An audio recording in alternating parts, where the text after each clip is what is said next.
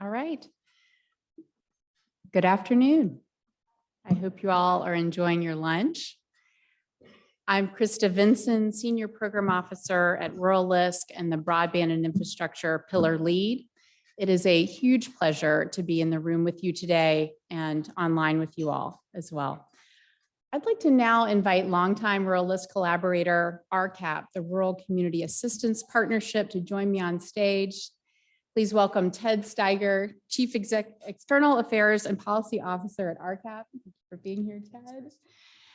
Ted is responsible for the organization's national policy, legislative, and regulatory efforts, and in this role has managed and secured multi-million-dollar technical assistance and training programs. Previously, he was the legislative associate for the National Association of Development Organizations and has drafted legislation that has been secured in multiple farm bills, appropriation measures, and the Water Resources Development Act.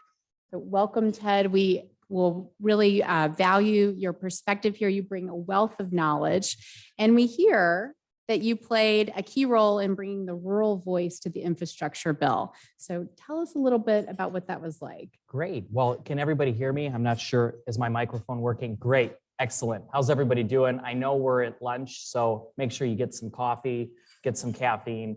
But it is a pleasure to be with you all. And I really thank both the LISC and the Rural LISC team for having RCAP here.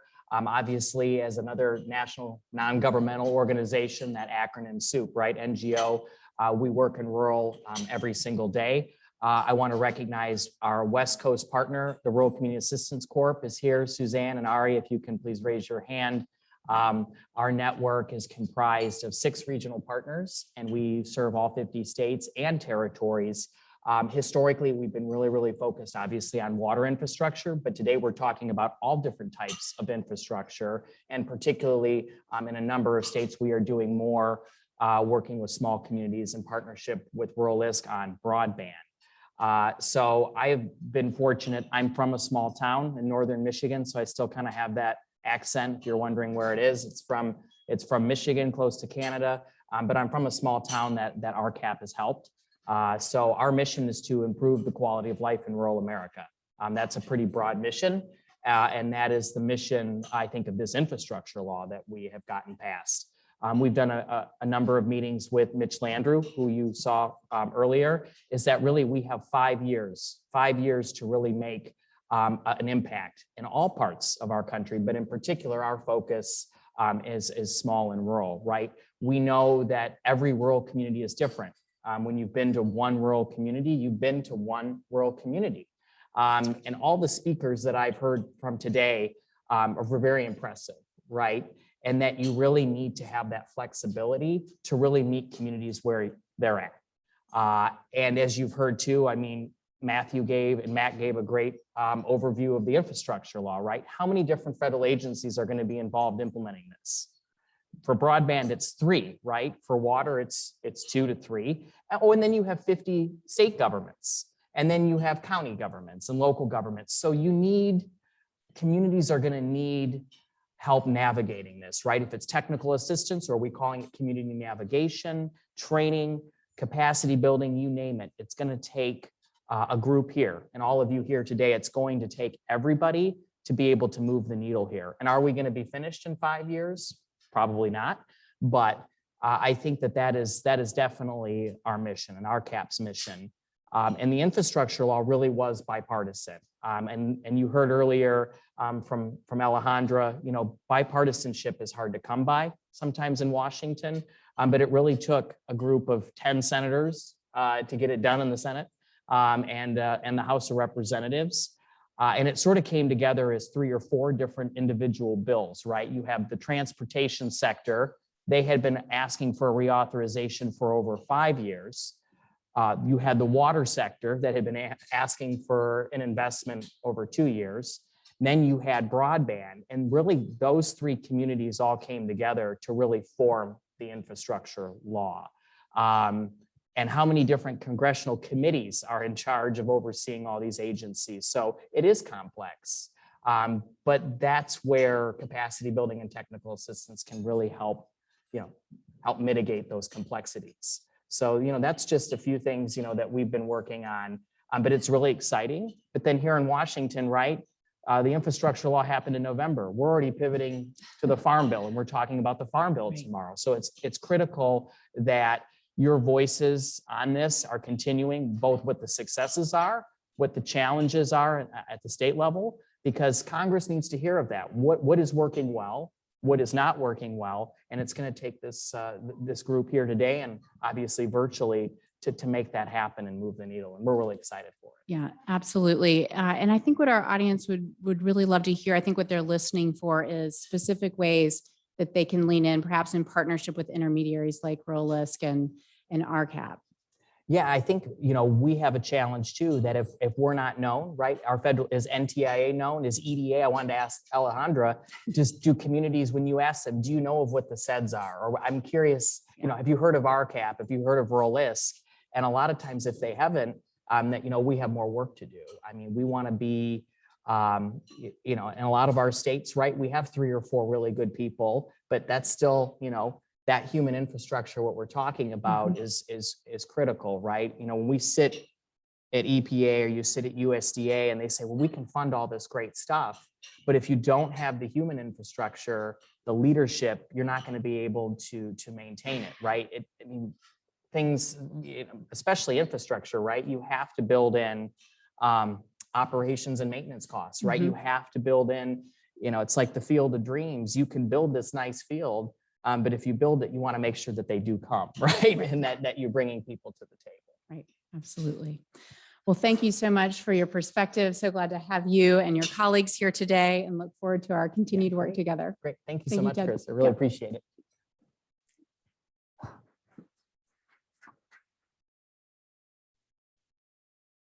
Well, as Ted shared, it really is about local communities coming together. And I'd like to take the next few minutes to talk about the local leadership that we've seen through the Rural LISC Partner Network as communities work to overcome the high-speed broadband internet access and adoption challenge. As we've heard several times today, March 2020, our world changed overnight. No one would deny that. As we heard this morning, for those of us on this side of the digital divide, the disruption, as abrupt and difficult as it was, eventually became part of a different way of living. We have the digital tools, the experience with technology, and often the financial and personal resources to move forward. We zoomed our way through daily work meetings, online education, and telehealth appointments. Technology fortified us from some of the most devastating consequences of the pandemic. But as we saw in the Rural LISC work over the past couple of months, on the other side of the digital divide, life felt unmoored and even dangerous, exposing the tenuous circumstances that millions felt, especially those living in rural communities. You've heard about the parents searching for Wi-Fi in parking lots, with patients neglecting chronic health issues, and so much more. In fact, what we were seeing is that rural communities not only locked down, but also shut down, often with devastating human consequences. It's not a new story for those in the room today. You've been on the front lines helping address long-term needs in rural communities for years. You know the critical role that technology and broadband access will play in rebuilding communities and making them more prosperous and resilient in the years to come. And you've heard that Rural LISC has, since 1995, been a trusted partner in building strong and vibrant rural communities and lives. And at the heart of any of these solutions are real people, as you can see on the screen here. As one of our on-the-ground partners said recently, we can give people access to all the computers and the internet in the world, but if they don't know how to use it, it's meaningless. And that's where Rural LISC is stepping in with our partner network as the human infrastructure moving digital infrastructure forward. We believe that moving from digital poverty to digital opportunity is truly a journey of empowerment. And rural Americans need what we all need to be autonomous and self-fulfilled, the right tools, training, and experience to successfully navigate modern life. That's why we're introducing diverse resources to our partner network, including the Affordable Housing Developers Broadband Handbook that you see on the table there, written in collaboration with a leading industry expert, CTC Energy and Technology. And we also produced a nationwide EBB enrollment map done by our digital equity fellow, Liz Lima, that will be updated quarterly with affordable connectivity program data so that communities can easily visualize the neighborhoods with high eligibility for this important new federal aid. And I encourage you to check out the computer terminal here in the back of the room to see that map, and visit our website often to see the ACP update. Given our long history of partnering in rural communities, working hand in hand with local leaders, funders, and community members, we do bring the value and needed expertise to this critical role of permanently closing the rural broadband and infrastructure gap. What we've been saying is that rural LISC works at the speed of trust, which, as it turns out, is exactly the speed required to be successful. As we heard earlier this morning, it's a once in a lifetime opportunity. You can feel the excitement, but also, as we're listening to community members, the anxiety. Will states capitalize on this historic opportunity? Will new federal and private resources ensure digital opportunity for everyone? How will we address issues of technology adoption and training? How do we leverage new technologies to reduce persistent poverty? I'd like to share a few examples of our work, why our approach to human infrastructure is critical to emerging state broadband plans, and the broader goals we all share for achieving equity of opportunity. 3 ideas. 1, any digital infrastructure is meaningless without end users. Adoption and training are absolutely key. We're committed to programs that directly benefit and support rural community members. Second, we're committed to increasing the capacity of local nonprofits, those closest to the challenges and the needs. We invest in selected organizations by nurturing their engagement and expertise specifically on broadband issues. It's a complicated topic, but we strengthen rural America's own voice by meeting people where they are. And third, we believe in public-private partnerships to advance digital equity. Technology solutions for rural America, as we've heard so many times today, and it really deserves underscoring, are going to be as varied as the demographic itself. There is no one size fits all. Effective, trustworthy partnerships are the way to break through with local, state, and federal officials, with ISPs, with charitable donors and foundations, with community-based organizations, all critical for meaningful progress. Trusted relationships matter. And in the next panel, you'll hear an example of an economic development partnership of local, state, and federal government, an ISP, a community foundation, an HBCU, LISC Virginia, and Rural LISC, all coming together in South Central rural Virginia for broadband, and it's going the distance. And tomorrow, you'll hear from the Mississippi Band of Choctaw Indians, who are putting a Rural LISC broadband pre-development grant to work to solve for broadband across the reservation. Our broadband and infrastructure pillar initiative reflects this commitment to invest in human infrastructure. Launched just 20 months ago in 2021 with generous support from Truist and Microsoft, who you heard from this morning, and others, our Train the Trainer digital connector program operates today in partnership with 35 community organizations in 20 states, with over 120 trained digital coaches that have served over 2,000 individuals and families all across the country. This network of partners provide technical know-how, guidance to residents in jargon-free, supportive environments, and Rural LISC is leveraging best practice tools to directly train organizations who then provide the skill building, the funding for needed technology. Oftentimes that's laptops and tablets, and subsidized internet access, including subsidies that support the onboarding of ACP.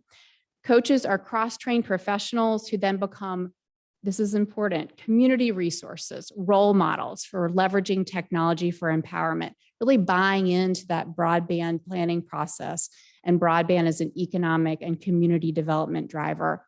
They work in a variety of areas, in youth services, economic development, job training, telehealth. What we learned is while COVID influenced the immediate focus of what a digital navigator does, our partner organizations have increasingly integrated this work into their broader missions. So Central Missouri Community Action, Hilltown CDC in Western Massachusetts, Delta Interfaith in Northeast Louisiana, Jackson County 21st Century Commission in Northeast Alabama, River City CDC in Elizabeth City, NC 100 in Rockingham and Alamance counties serving the Tar Heel State, to HRDC in Bozeman, Montana, and Kingsport Housing in East Tennessee. Our partners recognize that broadband and digital inclusion programs are a means to an end. What they do is leverage workforce, economic, and community development almost to a group. I think this is what excites us the most, and you'll hear it from Brooke more tomorrow, sparking more robust technology-forward activities, services, programs, and outcomes. I'd like to tell you a little bit more about how. Our work in the Deep South, where many counties suffer from persistent poverty, some of the most difficult environments for achieving digital equity. These counties have also experienced some of the highest numbers of hospital closures in the county. Established in 2010, Palmetto Care Connections, or PCC, is a statewide nonprofit based in Bamberg, South Carolina. You'll see some of their clients here on the screen. PCC provides technology, broadband, and telehealth support services to healthcare providers in rural areas. But by partnering with Rural LISC, PCC began distributing tablets and hosting digital literacy classes for community members, specifically seniors. This hands-on training helped participants learn how to connect with family and friends, send and receive emails, search the internet for health information, and most importantly, successfully complete a telehealth appointment. The hands-on coaching and personal support proved to be transformative, but to everybody involved. Paul Dukes, one of the class members, said, if you don't learn technology, you're going to be left behind. And lots of folks are left behind now. Everything is evolving fast, and the isolation is not good for anybody. You have to find a way to communicate, connect, and this is perfect. South Carolina seniors like Paul Dukes are the human infrastructure moving digital infrastructure forward. For Palmetto Care Connections, though, the Rural LISC program revealed an important gap in their organization's own approach. Their CEO, Kathy Schwartig, shared that the main business focus had previously been supporting healthcare providers in their transition to telehealth. But what about the community members? She said the outreach to seniors showed, and I quote, "We thought we were the teachers, but what we have gained from the senior population is immeasurable. They are thirsty for knowledge. They're just so eager to learn." And a participating physician said, you can't just hand someone a device and expect that they're going to use telehealth tomorrow. Many people aren't comfortable using telehealth. You have to find out why and help them. After the success of the Rural LISC funded pilot, which enrolled over 100 seniors, PCC received a $350,000 grant from the South Carolina Office of Rural Health to expand their digital navigator work and directly support community members. Yeah. In Uniontown, Alabama, Rural LISC identified another visionary community leader ready to contribute to digital equity. Amifa Butler, founder and CEO of Choice, a small nonprofit initially focused on youth. But she said, COVID woke us up. We realized we still needed to do a lot more for the people here. Community leaders like Alabama's Amifa Butler are the human infrastructure moving digital infrastructure forward. In a transition to all virtual schooling, Butler outfitted a computer lab within their community center, providing space for 13 students to safely participate in remote classes. The Rural LISC peer network that Butler continues to be a part of is critical to her understanding of what good connectivity solutions look like. With her new knowledge, Butler told me recently, she became a more effective advocate at town hall and at a school board meeting as the Perry County, Alabama community navigated a new world of planning for broadband. You may not realize, she said, y'all taught me a lot. Now to the heartland of the United States, where I have to highlight one of our partners in Illinois, one of a 9-member cohort funded by Microsoft that did incredible work this year. To date, Rural LISC has trained more than 40 digital connectors in the region, including career counselors, community response coordinators, executive directors, financial coaches, housing specialists, and program managers. Truly, all kinds of talent can lean into this work. And partnerships like those forming in Illinois are the human infrastructure that is moving digital infrastructure forward. Let's take Elevate, a small business resource center located in Mattoon, serving entrepreneurs across East Central Illinois with workspace, programming, and a community of business professionals to support new ventures. Partnering with Rural LISC, Elevate provided clients technology, broadband access subsidies, and digital literacy courses to start and grow their own businesses.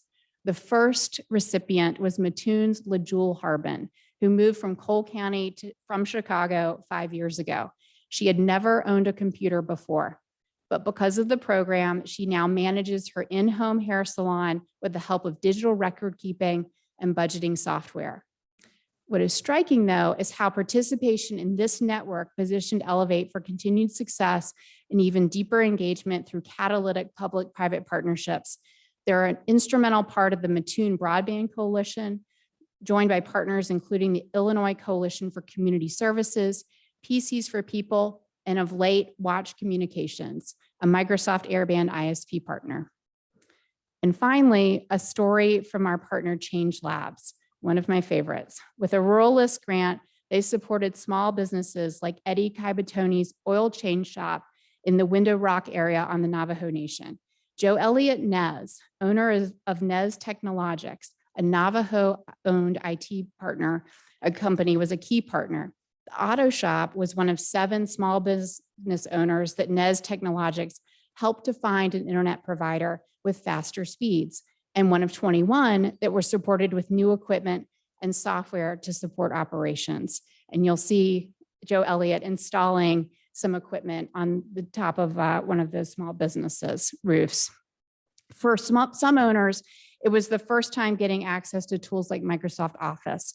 For others, it was an opportunity to access equipment previously out of their price range, like specialized printers. Change Labs Executive Director Heather Fleming said the program helped her, and I quote, continue our core mission of connecting entrepreneurs, creating opportunity for collaboration, decreasing reliance on border towns, and focusing growth on Navajo businesses. I hope these short glimpses of programming in rural America have illustrated the fundamental value of our approach. Working at the speed of trust is the right way, indeed, the only way to achieve digital equity and advance opportunity. Looking ahead to the bipartisan infrastructure law, we invite you to join us in investing in human infrastructure, the human infrastructure required to unleash the power of digital technology. Let's not lament what can be limiting about geography, but build an America where anyone can be empowered by all the possibilities that technology offers. We're committed to building a national digital equity network in all 50 states before 2025. I hope you'll join us in this crucial effort to empower rural Americans, give them agency to lean into this broadband planning process, as Ted rightfully pointed out, could take more than 5 years, right? It's both a hurry up and it's a playing the long game. Building strategies for technology adoption that will succeed in their communities and in their states. Let's invest in end users like Paul Dukes in Bamberg, South Carolina, community and nonprofit leaders like Amifa Butler in Uniontown, Alabama, public-private partnerships like those forming in Illinois, local ownership like that supported by Change Labs on the Navajo Nation. And we can and will move forward. Thank you.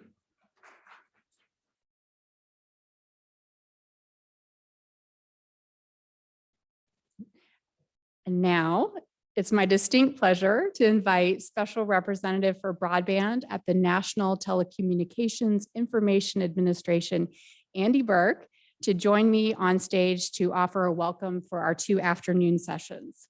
I'll just provide a little bio. Welcome. Mr. Burke joined NTIA in January of 2022. Prior to joining NTIA, served as mayor of Chattanooga from 2013 to 2021 and was twice elected to the Tennessee State Senate. Through its city-owned electric utility, Chattanooga became the first city with a proud title to have universal fiber to the home, a gig city. Under Burke's leadership, Chattanooga took bold steps to harness the unique advantage of having fast, cheap, pervasive internet service to catalyze a downtown. And as a result, Chattanooga saw one of the fastest wage growths in the country.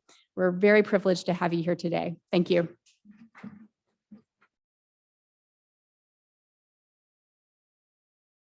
Thank y'all. Good afternoon, everybody. And see, They send the guy who says y'all to the rural area. This is a real honor for me to be with you and to get you started for these next groups, because as Krista said, the reason that I'm here is because this is a transformative moment in time. President of the United States has put this at the forefront of his agenda and said that every American will have access to affordable, reliable, high-speed internet. Now, I've been doing this for quite a while. I've been in this space, and we've never had this kind of leadership to put this vision out there. And what is amazing, particularly as we sit here in Washington, D.C., is that a bipartisan group of legislators has literally bought into that vision by funding the necessary pieces that go behind it. And so for us, we know that this is a moment in time where we have to succeed and we will succeed. But it's going to take the people in this room, the people who are back home, all across the country, because as I know from Chattanooga, we don't install broadband here in Washington, D.C. We do it in communities all around the country, and that's what we need to do. So let me give you a brief minute about myself. As Krista said, Chattanooga was the first gig city. We installed fiber to the home, hitting every single business and every single home in an entire 600 square mile area. We were the first to do it. We turned it on and became the first gig city. After that, we used this to drive economic development. In 2020, for example, Forbes magazine said that we would be the #1 place for new jobs in the country. 2020 didn't quite turn out that way, as we all know. But we did see amazing economic development, particularly with one of the highest wage growths in the country, started an innovation district, changed the course of our community. And as Krista said, even before I was mayor, I was a state senator, and I represented most of the city of Chattanooga, pretty urban place, some of the suburban areas around it. And then just to the west of Chattanooga, a rural county called Marion County, where I met some of my close friends still to this day, and advocated for them over the course of my legislative career. And the one thing that I heard over and over again in those areas was, I feel like I have to choose between living in the place that I love and having the job that I want. That's not something that we want to see in America today. So we have this moment to change the course of families, of people, of Americans, and also of entire communities. And this is going to be particularly true in rural America, where we know that a lot of this funding is going to end up. So what funding are we talking about? There was $65 billion in the bipartisan infrastructure bill. I'm a mayor, I'm not used to saying billion, but I'm going to keep trying to say this. $65 billion just for internet usage.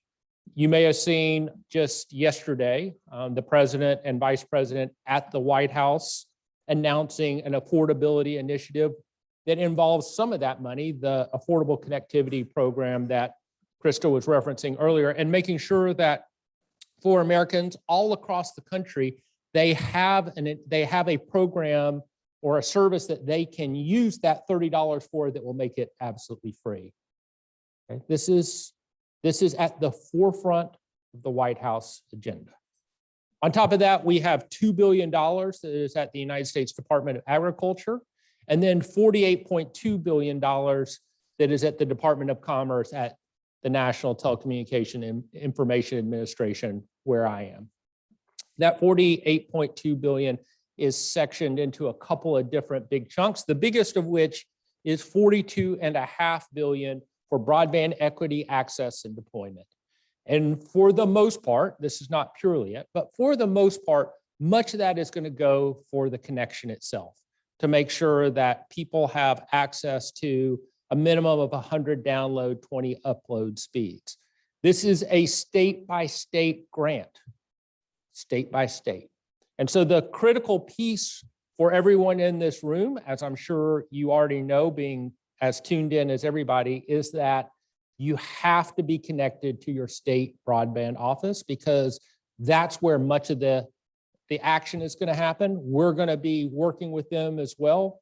But to make sure that the dollars get deployed in the right way and in the correct places, we need local advocates, local organizations to be out there making sure that we're getting these dollars to the correct location. Then there's $2.75 billion for digital equity. This is something that I've spent a lot of time on. In fact, Chattanooga was the first community in the country. When I was mayor, we made broadband free for every family with a child on free or reduced lunch. So you got 300 download, 300 upload, symmetrical fiber for free in Chattanooga. Digital equity, of course, is about those pieces that go beyond the connection. It's about the outlet, not just the outlet in the wall, but can you afford it? Do you have the device to use it? And do you have the skills that make it worth your while if you can afford to pay for it? Those three pieces.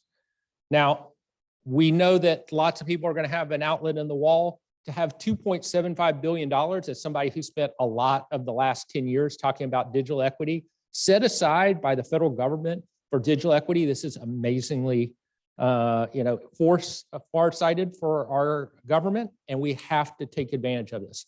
$1.5 billion is going to go through the states again, and then $1.25 billion will be given out by NTIA directly. There are a couple other pieces, $2 billion for tribal that adds on to the $1 billion that we already had, and $1 billion for middle mile, that infrastructure that goes through the middle places that can enhance economic development, create competition, do all kinds of things for communities. So Krista said, no jargon. Let me try to put some of the jargon aside for just a minute and get back to the overall point, and that is we've got to make sure that people across the country not just are the recipients of these funds, but are actually going into how they get deployed. We're advising on what they want, how they can be most effective. This Friday, what's today, Tuesday? This Friday, we are going to start the process. The gun is going to go off. I hope every community has been training for the race, but this Friday, those broadband equity access and deployment dollars are going to be out there in a notice of funding opportunities. You will see either then or shortly thereafter some of these digital equity notices of funding opportunities and middle mile notice of funding opportunities also hitting the street. And so the gun is going to go off on Friday. And that's why people like me are journeying around trying to make sure that everybody is getting ready to ensure these dollars are used successfully. So I was in Maine a few weeks ago, and I took a ferry 45 minutes to an island where 50 people lived during the winter and 200 people in the summer. It's called Idaho, because we just recently gave them a grant to make sure that they had fixed wireless in their area. Every single American. A couple weeks after that, I was in Scott County, Kentucky, with a judge, county judge there, Joe Pat Covington, who did an amazing job of leadership, making sure that he got the carrier in that area to say that they would go farther off the road than they ever had before to supply broadband and fiber to the home without extra cost to the consumer. We funded that project as well. Again, this is what it looks like to fund and to distribute internet to every single American. We got to make sure at the end of this that we succeed. We will succeed. As I said, the White House is incredibly engaged in that. I feel that pressure every day, and I promise that we are going to put that same amount of energy and focus into our relationships with the states and the local communities around them. We want this to be an amazing success. I know it will be. Thank you so much for your advocacy. Because of people like you, we're getting this funding and we have this opportunity. It's advocates who have been making this case for years and years and years. Now that promise is turning into reality, and it's time to execute. Thank you very much. I appreciate you having me here today.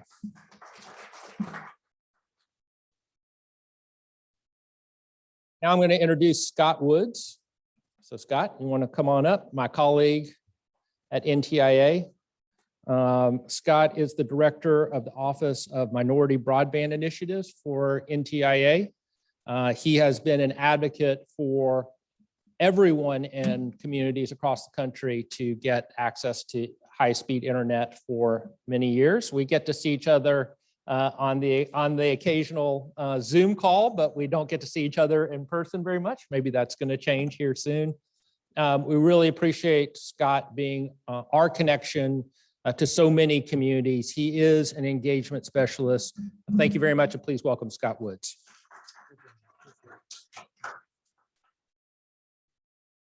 All right. Good afternoon, everyone. How are you today? It is my pleasure. I think you heard something about Friday the 13th, if I'm not mistaken. I see everyone smiling and writing stuff down very feverishly. But again, I want to thank, I would always call him Mr. Mayor.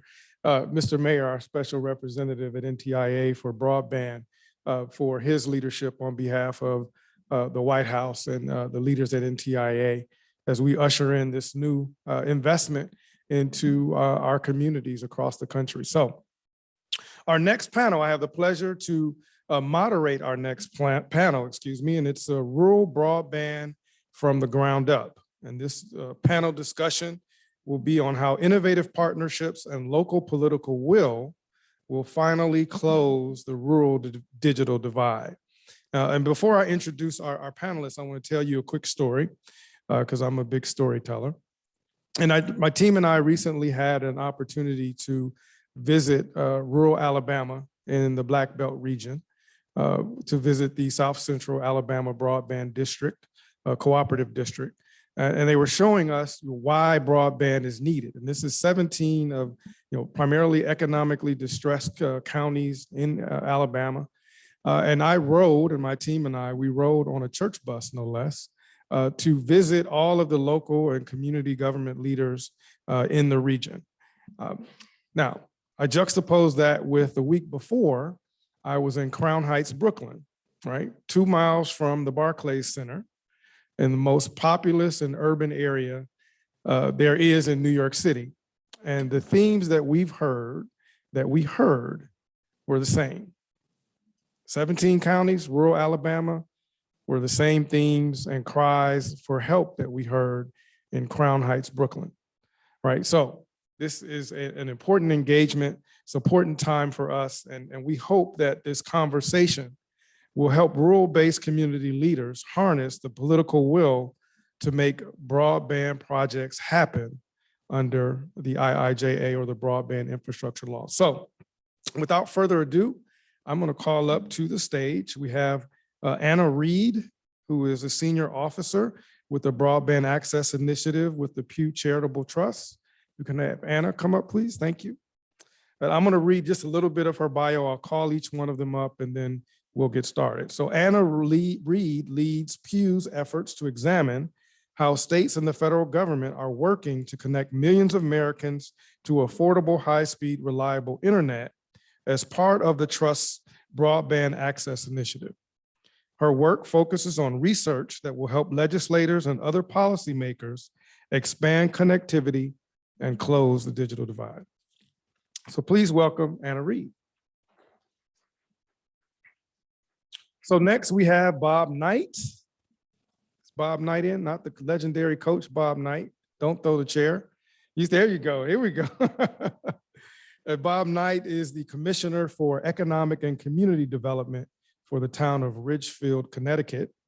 He is both a broadband industry professional and a public official. That's a dangerous combination.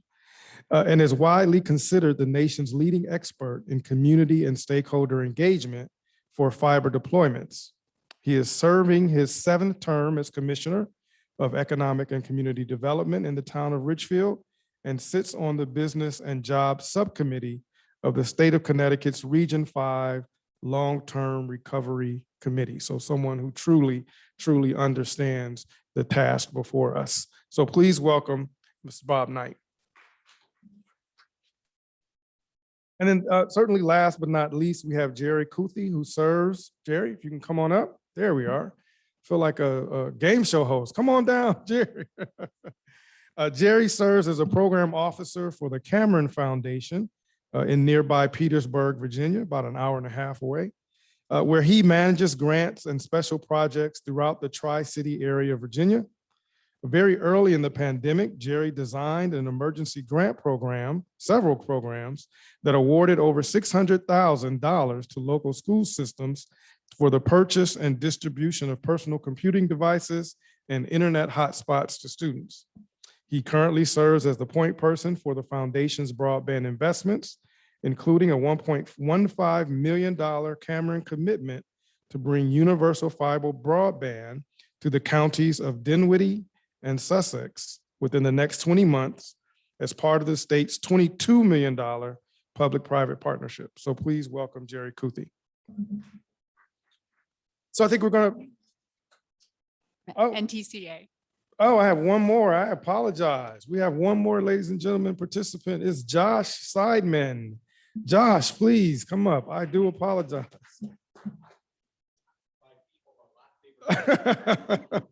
I don't know if that was a dig at me, but I'll take it. I do apologize, Josh. I did not. Actually, we saved the best for last. So Josh is the Vice President of Policy for NTCA, and Josh focuses on federal regulatory issues as well as technology and market trends affecting the rural telecommunications industry. Josh also leads research initiatives and programming for Smart Rural Community, and that's an initiative that promotes collaboration among rural broadband service providers and other local leaders to deploy broadband-enabled applications to support agriculture, economic development, education, healthcare, and other vital services. So please, excuse my error, please welcome Joshua Schneiderman to the stage. So thank you. All right. Please, everyone, give us a round of applause. So Josh, we'll begin with you since I left you off mistakenly. Please begin. I think the panelists are going to begin with some remarks, and then we're going to open up for discussion. And again, the vein of this panel is, as you all heard, right, we are releasing really soon, if not this week, as you heard, Friday the 13th, the first notice of funding opportunity for the Broadband Equity and Access Deployment Grant Program. That's the largest of the three portfolios we have at NTIA, the four really, and that's almost $43 billion for broadband infrastructure and equity programs that will be going through the states. And so again, Joshua, we'll begin with you. I know you have some comments that will kick us off. Okay, so first of all, thanks very much. It's really heartening to look around the room and see so many people interested in getting broadband and its enabled technologies out to rural spaces. That's what we do at NTCA. We represent about 850 locally operated rural broadband providers. We have members in 47 states, some of the territories as well. To put things into perspective, our members cover about 34% of the US landmass and serve about 5% of the population. Population density in our member service areas is about 7 people per square mile. So right now we're about bigger than some of those towns. On average, our members serve about 6,500 customer accounts. And again, think about how many people live in a city block in DC, and this is beginning to kind of get a sense of what they do. Scott, you mentioned the Smart Rural Community Program that NTCA has. We have, in addition to promoting the collaboration among broadband and other industry sectors in terms of how they can work collaboratively together, we've published a number of research papers on ag tech, on telehealth, on education, economic ties between rural and urban spaces. And the point of these papers is to demonstrate not just to the broadband and broadband enabled industries, but to policymakers as well. We're always very interested in knowing, well, how many people did we connect? How many locations have broadband now? How many miles of facility were we able to deploy with federal and state support programs? But I think the true ROI on rural broadband is the number of students whose educational and then follow-on career opportunities were enlarged and increased and broadened because they were able to take advantage of distance education opportunities. The number of patients who had better health outcomes, and again, that's both quality of life and measurable, quantifiable dollar returns, ag returns and ag yields for the national economy. What we face now is, and I don't think we're overstating if we say that this is a generational opportunity in broadband investment. And when we take a look at our membership, when we take a look at unserved areas throughout the country, knowing that our members on average, 75% of them can reach 75% of their locations with fiber that delivers 100 megabits and higher. We heard about the gig city in Chattanooga. We've got 200 members that are certified of providing gigabit capable service in their communities.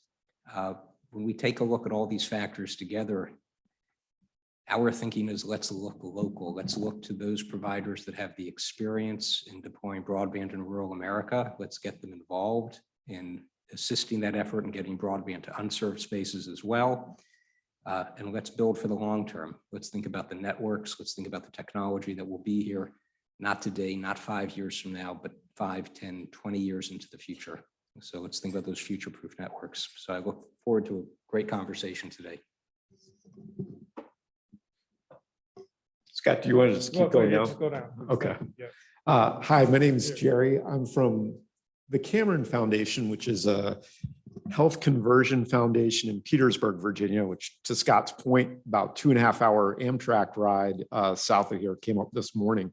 We're a health conversion foundation, which means that there was a nonprofit hospital in Petersburg, Virginia, that was sold about 20 years ago, became a for-profit hospital, and the proceeds of that sale went into an endowment, which was used to create our foundation. And so we have a mission for a very specific geographic footprint of what that hospital served. And we give away about $4 million a year in grants to that area. So pretty small. I'm new to broadband, other than a personal connection in my home. In 2019, our foundation had given $0 to broadband.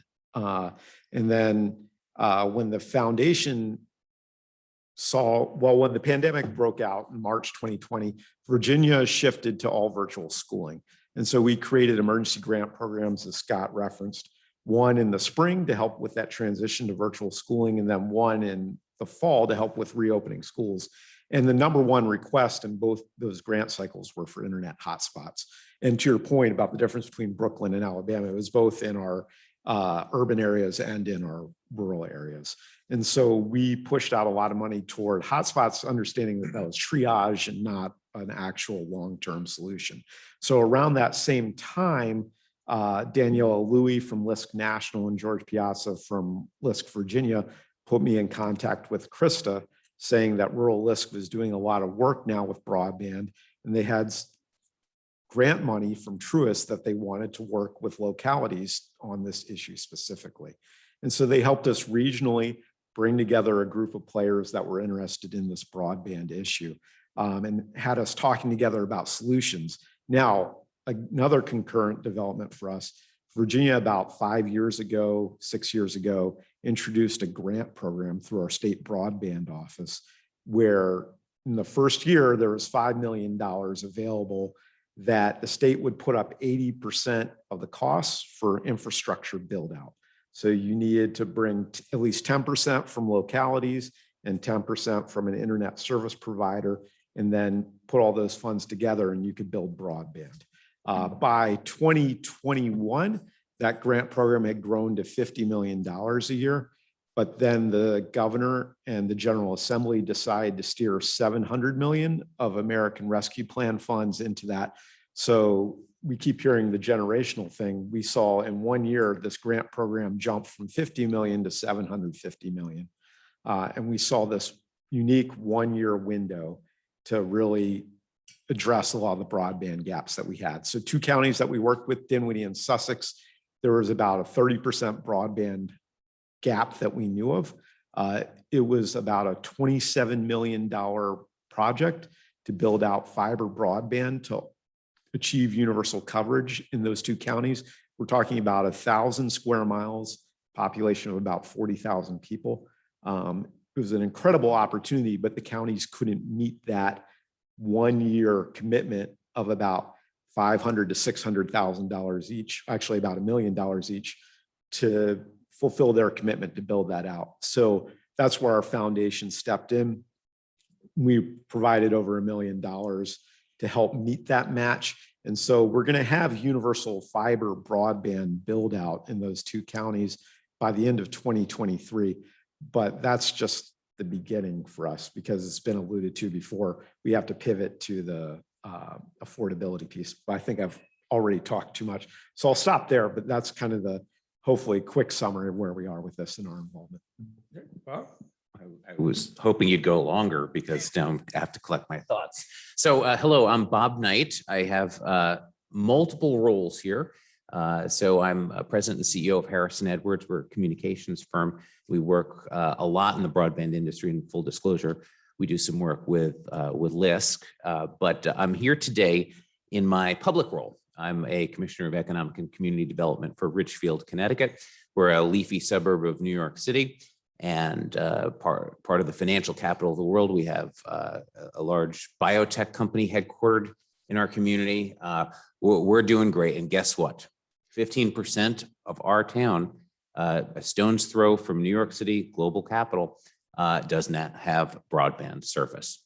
And that includes low-income residences. It includes business districts where the broadband service goes out at least once a week. Try processing a credit card or just connecting to your work.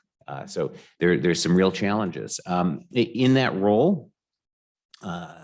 Sort of stumbled upward and co-chair a group at the Fiber Broadband Association for Public Officials, 150 cities, towns, counties, and state agencies. We're all sort of working to share best practices. And just announced last week, a group of us have founded a new nonprofit called the American Association for Public Broadband. We formed that in Houston at the Broadband Community Summit. And we are happy to say we raised $100,000 in about 8 hours from a wide swath of groups. And it sort of underscores the point that broadband is a real challenge in this country. It's a challenge for communities, community members. It's a challenge for community leaders who are trying to pull this together. It's a complex issue. And we found that really the solutions come out of the local level. So a lot of what LISC does in terms of capacity building, in terms of bringing stakeholders together, that's all really part and parcel for finding solutions, not just at the community level, but also at the national level in terms of broadband policy.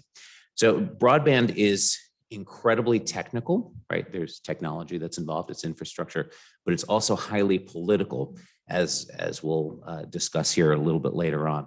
I think the best funded advocacy efforts here in Washington, D.C. come from big telco. So there's a lot of influence and there's a lot of challenges that go around. So, there's a couple of themes that I'd like to highlight throughout the discussion here today. First and foremost is the barriers to entry for broadband. There's some simple things that we can be doing to challenge barriers to entry. For example, making sure that policy works for the local communities and that policy leaders here in Washington, D.C. and in the 50 state capitals are talking to their local communities. So like, for instance, a theme that we commonly see across the country is funding the drops, the fiber drops. If you're building out a fiber to the premises build, sometimes connecting the home, you can bring the fiber past the house, but the property owner may not be able to afford that $3,000 to hook up that house. So making sure that policy is aligned to remove that barrier to entry. Those operational realities are really important. And sort of the second point that I hope we can talk a little bit about today is that broadband access to fiber, high-speed broadband in rural areas is life or death. And it's probably not in the way you're thinking about right now. You're probably thinking, well, maybe it's telehealth or being able to, participate in the new economy. But it's actually life or death for all of us in this room. And it has to do with our food supply. Our farms need better connections. We are going to be depending on precision agriculture very, very heavily. In the next 10 years, our farmers and producers are going to have to produce double the amount per acre to feed society. We're dealing with record drought, climate change, historic storms, and it's wiping out crops. And so our survival is going to depend on precision agriculture, and precision agriculture is going to depend on high-speed broadband hookup to move the data from all those sensors back and forth. So we have a big task ahead, and hopefully Rural LISC is ready to help us drive that forward. Thank you, Bob. Anna? Hi, thanks for the invitation today. So the Pew Charitable Trust is a nonprofit, nonpartisan research organization, and we focus on a range of policy issues. Over the last few years, we've been looking at broadband, specifically the role that states have played in expanding broadband access. So both state policy and the Virginia Broadband Office has been mentioned a couple of times, the state level offices and programs. Over the last few years, prior to the pandemic, we were seeing an increase in both the number of states that had offices, the number of states that were recognizing broadband as a significant challenge and really prioritizing it. As well as an increase in the amount of funding that those state programs had. Virginia's was a very dramatic increase, but we saw a number of others go from having, a few $1 million to 20 plus on an annual basis. And then the pandemic came along and really highlighted the importance of broadband, the need for better connectivity, and also the how many places and how many areas of daily life are affected by the lack of connectivity. And so we saw states start to look at CARES Act funding, the coronavirus relief fund through this CARES Act as an opportunity to address some of their broadband challenges, both the sort of traditional rural infrastructure grant programs, which is what state broadband programs had primarily been funding. Very few of them had looked kind of beyond that rural infrastructure component when they were funding the programs with limited state general fund money. But as they transitioned to using the coronavirus relief funds, the American Rescue Plan Act funds, and now we'll be looking forward towards the Broadband Equity Access and Deployment funds, states have tried a few more innovative things and looked a little more broadly at the issues. So the line extensions were mentioned. Line extension programs are now funded in a number of states, including Virginia, West Virginia, California, Vermont. So affordability being another component. We saw a number of states begin to look more closely at that challenge and look at piloting programs, both to address the monthly cost of the connection, as well as to address kind of concentrations of populations that may not have access. So looking at deploying projects or programs in public housing or low-income neighborhoods where there is free or low-cost connectivity for residents who otherwise were unable to connect. So to sort of summarize, we're at a moment of transition with broadband, both in terms of the states being able to look more broadly at the priorities with the availability of federal funding and not be limited to rural infrastructure, but look a little bit more holistically at the challenges of infrastructure, of adoption, of affordability. And then we're also at a moment where there's an unprecedented amount of funding that will be flowing through state broadband offices. And so it's a very exciting moment for broadband, and I'm looking forward to the rest of the conversation. Thank you. As you can see, we have a really good depth of knowledge on the panel. I want to open it up here again, following up on Andy's comments. You know that now that the BEAD money, the Notice of Funding Opportunity, will be forthcoming here shortly. We also know that for the BEAD Digital Equity Act portfolio programs, that money is going to flow through states and state broadband offices specifically. And I'm going to ask this to each one of you. What should rural communities and local leaders do right now? Like, what's the takeaway that our leaders need to, our communities need to do right this moment? What should they be doing? I'll start down here, back with you, Josh. Okay. Thanks. Boy, I think the first thing to do is almost a community survey. Get in touch with, and they're actually the state broadband director in Louisiana is doing this. He's traveling from parish to parish, meeting with the school superintendents, public safety officials, business leaders. Undertake that type of a community survey to see and to determine and to evaluate where your community needs broadband the most. And I don't mean geographically, but the applications that they're going to need that for. That's going to, I think, inform and illuminate the type of network that will best meet your needs. The second thing that I would do is certainly establish that contact with the state broadband office. And the third, I think the third step is to take a look around and find, again, to discover whether there's any geographically proximate firms that are providing broadband in surrounding areas that you might be able to partner with on this sort of a deployment project. As was mentioned, Bobby said it's an incredibly technical and incredibly difficult technology to deploy. There is a ton of regulation surrounding it. There is the customer management and the service provision on the back end of it. But again, if you can partner with a company that's already doing that, that might be a good way to kind of put that grant proposal together for the state. I would two prongs. I would say mapping.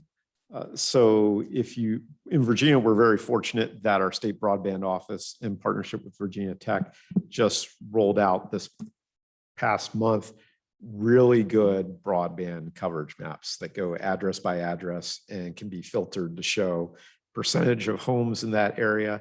And one of the things our General Assembly really likes is it can be filtered to show by district, elected district, and also the broadband speeds in those areas. Prior to that, I felt like we were largely flying blind with those FCC maps that if, as many of you are aware, if one address in a census tract has broadband, then it's considered that the whole area has broadband. Yeah. So we didn't even really know the depth of the problem. We knew it was bad. And I just sent Krista some screenshots of these new maps that showed exactly how bad it is. But if you don't know how bad the problem is, it's hard to do the build out. And that would be the second prong. Like in accessibility and access and digital navigation are all critical, but can't be done if you don't actually have broadband. And so while there's this unique window of time to access all this funding that's about to come online at the federal level, actually build out fiber. So I would say there's really sort of two big things to work on right away. First of all, shovel-ready projects. So what does that mean? It means, using some of your ARPA dollars for an engineering study. You hear the term feasibility study a lot for broadband, but to be honest, what's going to happen is you're going to get data back saying, yeah, people want broadband. It's going to confirm what you already know. And sometimes we like to use that for political cover, but everyone wants it. So maybe look at that, maybe use the dollars and instead of calling it a feasibility study, call it an engineering study and see what this is actually going to cost. Look at your topography. Do you have dense rock underground? Can you bury the cable underground, or do you have to go aerially on poles? Understand who owns the poles. Pole attachments can be a real challenge. In Connecticut, where I hail from, we're the only state in the union that has a municipal gain. And if you're from New England, you know that we have fancy New England terms, and a gain is a unit of measurement, right? We have a board of selectmen. Our first selectman is actually a fancy New England term for mayor, but we have to complicate everything. The municipal gain, you can use that space on the pole for any municipal reason for the public benefit. So, maybe a P3 model is going to be fantastic. Maybe you want to build a municipal network. So know what your assets are, know what your liabilities are, and know who potential partners would be. I think Josh said it best here before, which is that the best projects, for number two, have an element of community engagement. So the best projects have an element of community engagement. So what does that mean? It means you speak to your stakeholders. You're not just talking to the tech bros, who work in the incubator. You want to make sure that you're talking to the PTAs. You want to make sure you're talking to your seniors, to your business community, really the whole spectrum of your community. And you're going to get some great ideas, because having a broadband network, high-speed broadband, having a fiber network or whatever technology or infrastructure you're going to use is only as good as what you can build on top of it. You know, that was Chattanooga's secret sauce, right?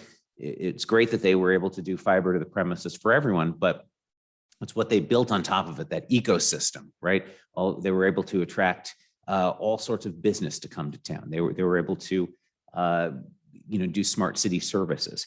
So, a great example, project that we're working on for one of our clients in East Hartford, Connecticut, they met with the Department of Public Works and they want to do traffic cameras. So you need to know that for your engineering study, right? You want to make sure you have fiber drops, right to the intersection to power the cameras, because there's a lot of data going back and forth. So all these little things to be thinking about ahead of time.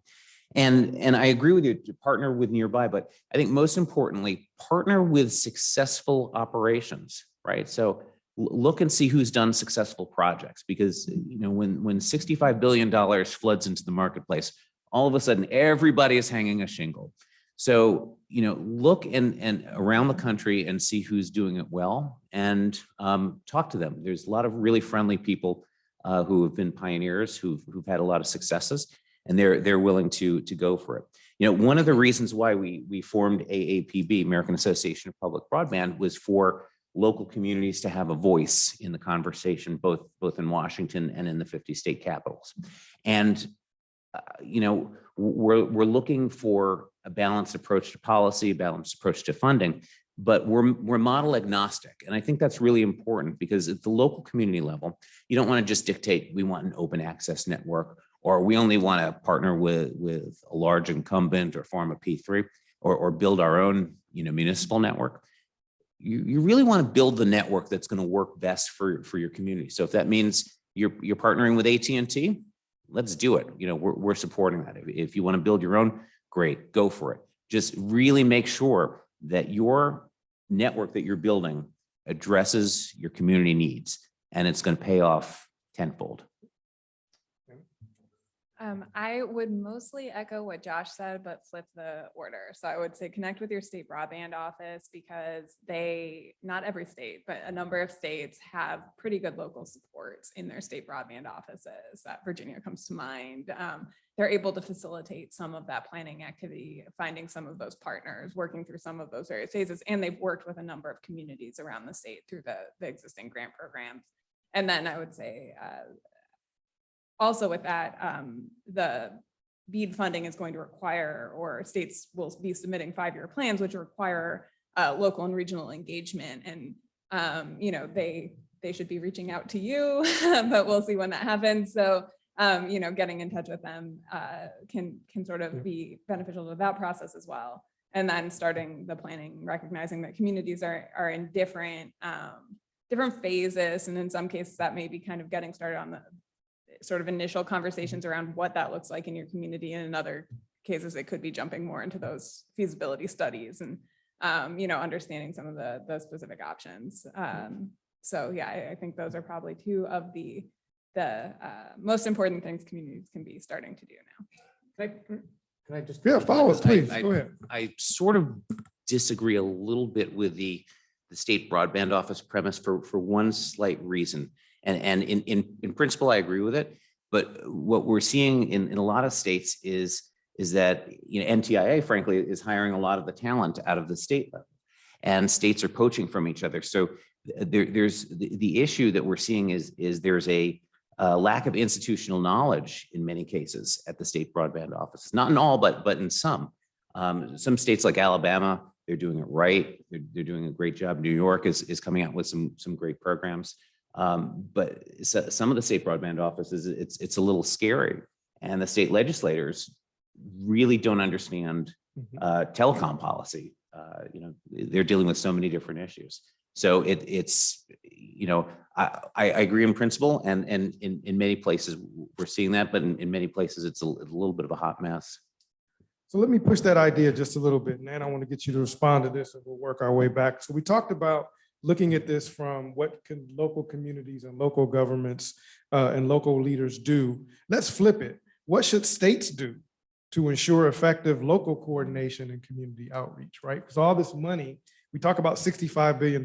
It's actually closer to 100 million because the NTIA money specifically only covers 75% of project costs. There's still a 25% match, and we also know there's additional money in private equity. So we're talking about in excess of or around $100 billion total that will be, in the marketplace, if you will, to build broadband infrastructure and digital access equity. So what should states do to ensure local coordination and community outreach? Let's flip that. Anna? Sure. So there are things that states are already doing, and I do want to take a step back and kind of address Bob's point. And there's a lot of focus right now on states that maybe aren't fully up to speed, states that have newer offices, states that have lost some staff. There are also a number of states that have very well established offices, are doing things very well. And I think we need to, look at both ends of the spectrum and not use the most concerning as kind of the where states are, kind of the barometer of where states are. So with that, there are a number of states that have been sort of building up their local capacity and engagement.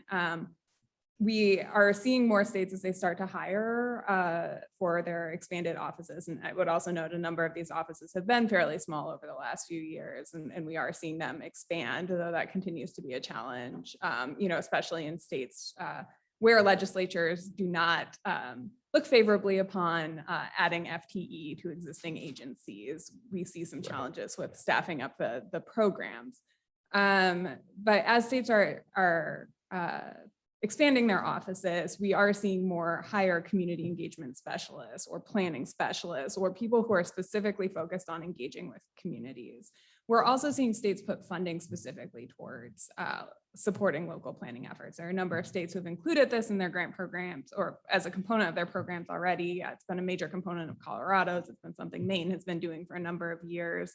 North Carolina has funded technical assistance specialists in regions across the state to support communities and regions as they're working on planning activity. So all of those things are things states can be doing to ensure that not just that they are engaging with communities across the state, but also that they're providing communities with some of the resources to be able to get these projects together. Jerry, go ahead, jump in on that one. Oh, sorry. Well, one, be like Virginia. So That too. our state broadband office is, I can't say enough about them. I think one of the key points there is stability. So in January, we switched from a Democratic governor to a Republican governor. And I held my breath because when that happens, there will be a lot of turnover at the heads of different agencies, not with our state broadband agency. It carried on. All the staff, for the most part, held on. I mean, there are a few that left, but they left for normal reasons. Like one left because he was deployed as part of a military, his reservist unit was called up. And so that staff stability piece has been really key there. They've been great in providing free technical assistance to localities who are interested in this. Very responsive, very open door policy with that. And then they're doing a couple of things to build for the future. One, they just rolled out, as I mentioned, a really detailed broadband coverage map for the state. But by the end of this year, they will have produced an affordability and opportunity plan. And that word opportunity I use deliberately because they are trying really hard to position themselves in a bipartisan way. And because equity is become a little bit of a touchy word for some folks. They use the word opportunity. They're very interested in the practical side of it, as opposed to getting hung up on, tripped up by some of those, even if I personally think the word equity is overdue. Yeah, be like Virginia. All right, Josh, and then we'll close out. Cancel all your vacations.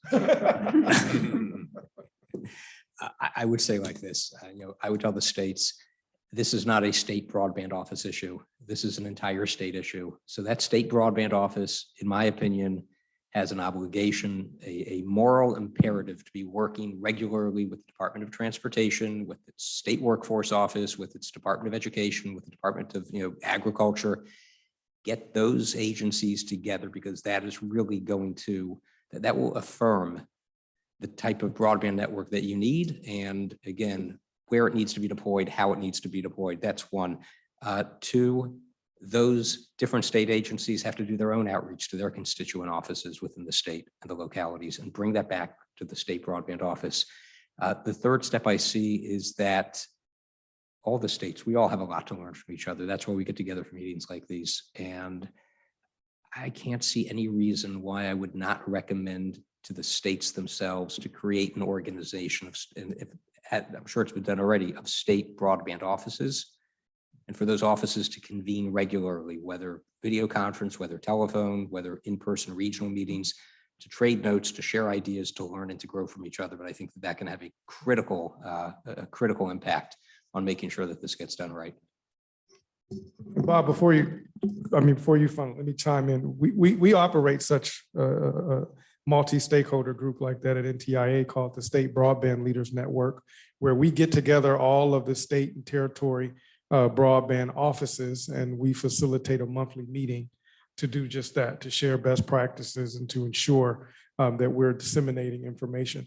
We also do it on for Digital Equity Leaders Network for local government officials as well and representatives. So if any of you want an invitation to that, see me after, and we'll make sure we get you signed up onto that. But that is, in my opinion, the quickest way to disseminate consistent quality information for all of our participants. So Bob, thank you for allowing me that. Yeah, sure. And you know, the best part of that work group is with the state broadband offices is that it's really nonpartisan and they all work collaboratively because they recognize it's a big problem, and it's not uncommon to find someone from a very red state working with someone from a very blue state and forming these friendships. And it's wonderful. And really broadband really should be apolitical, at the end of the day. So, in terms of, working with a state broadband office, so understand the amount of pressure that the state broadband offices are under right now.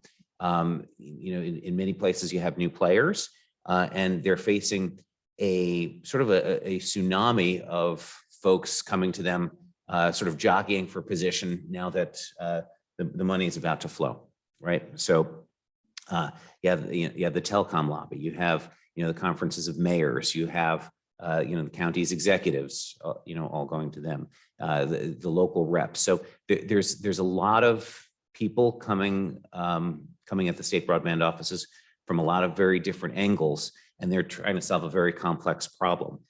So being consistent and really doing your best to establish a relationship with the state broadband office is really critical. And from on the local side of things, really work through your municipal leaders, through your mayors, through those associations, work back and forth with them and, find a problem. And if you can, I know it's the buzzword du jour, which is collaboration, but if you can, put together a consortium of municipalities or counties, even 3 or 4 cities and towns, adjacent cities and towns, and talking to the state broadband office, they really listen and they really are going to try to make a difference. I think the trick is to get those leaders at the state broadband offices to sort of step away from what's easiest. The easiest is to work with the current models, one incumbent in a certain territory.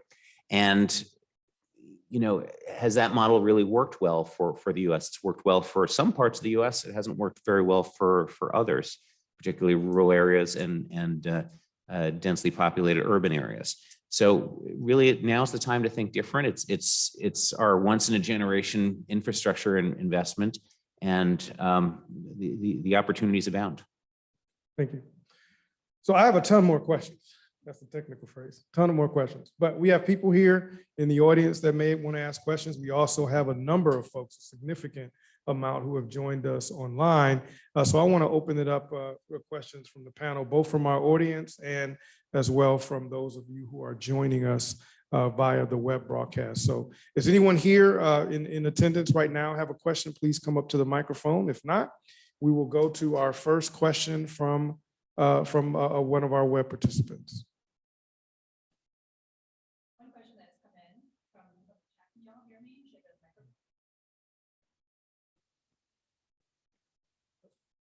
We have a question that's coming in from one of our web attendees.